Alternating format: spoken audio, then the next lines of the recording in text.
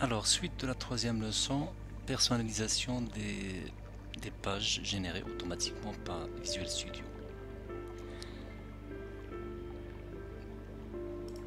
Dans cette partie, nous allons voir comment personnaliser les styles. Les styles, Visual Studio utilise Bootstrap en tant que bibliothèque de base pour styliser les différents éléments des pages web. Nous avons déjà constaté que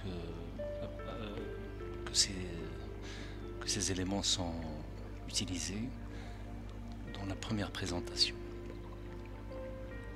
Donc, principalement, vous pouvez personnaliser les styles au niveau du fichier site.css. Donc, nous allons voir un petit exemple très simple. Je vais ajouter ici une couleur de fond. Une couleur de fond pour mes pages HTML.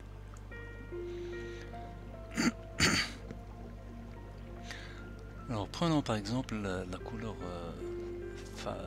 Firebrick, okay, point virgule.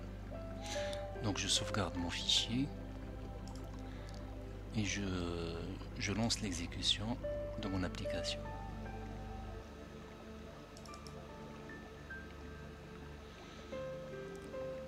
Donc, on constate que la couleur de fond a changé. Donc, là, on a pu, si vous voulez, personnaliser notre page en modifiant le fichier site.css. Remarquez au passage que cette couleur de fond s'applique pour toutes les pages du site. Si je clique sur à propos, j'ai la même couleur de fond. Idem pour contact. Alors pourquoi? Parce que toutes les pages sont générées en utilisant la page layout. Donc la page layout qui se trouve sur le dossier Shared.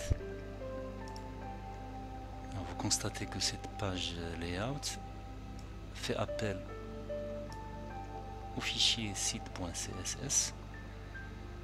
Donc cet appel arrive juste après l'appel à la bibliothèque bootstrap.css. Autrement dit, si vous mettez des styles au niveau de votre fichier site.css qui rentre en contradiction avec bootstrap.css, bien sûr vos styles vont écraser ceux de bootstrap.css. Très bien. Donc là, on a pu voir comment on peut agir au niveau des styles personnels. Donc là, on a vu un exemple avec body. Vous pouvez ajouter d'autres exemples ici. Hein. Donc c'est tout à fait possible. Vous pouvez ajouter tous les styles que vous pouvez imaginer pour améliorer la présentation de votre site. Alors, voyons maintenant l'utilisation de Bootstrap. Donc, au niveau de vos pages qui sont générées automatiquement, vous allez constater que Visual Studio a inséré un certain nombre de classes. Par exemple, dans le cas de la barre de navigation, vous avez un certain nombre de classes Bootstrap. Donc navbar inverse, navbar fixe, etc. Donc là,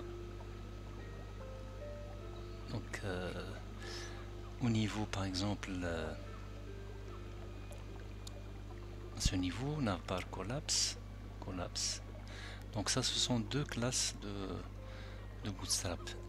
Si vous n'êtes pas initié à Bootstrap, vous pouvez aller voir la documentation de Bootstrap. Donc vous avez cette documentation en ligne, donc vous pouvez juste taper ce lien http://getbootstrap.com, et vous pouvez consulter la documentation. Donc soit vous cherchez un élément sur le menu, par exemple vous cliquez directement sur le menu, sur l'élément recherché, ou bien vous tapez son nom et vous le cherchez à partir de là. Donc par exemple pour la barre de navigation, nous avons donc cette page qui explique tous les éléments concernant l'élément navbar. Et là vous avez par exemple, entre autres, les couleurs. Donc navbar dark, BG dark. Donc ça c'est premier type de barre de navigation. Navbar dark BG primary, c'est le deuxième type de barre de navigation, et navbar lights, troisième exemple. Donc vous avez toutes les explications nécessaires qui pourront vous aider à faire votre choix pour personnaliser votre site web en utilisant les classes Bootstrap.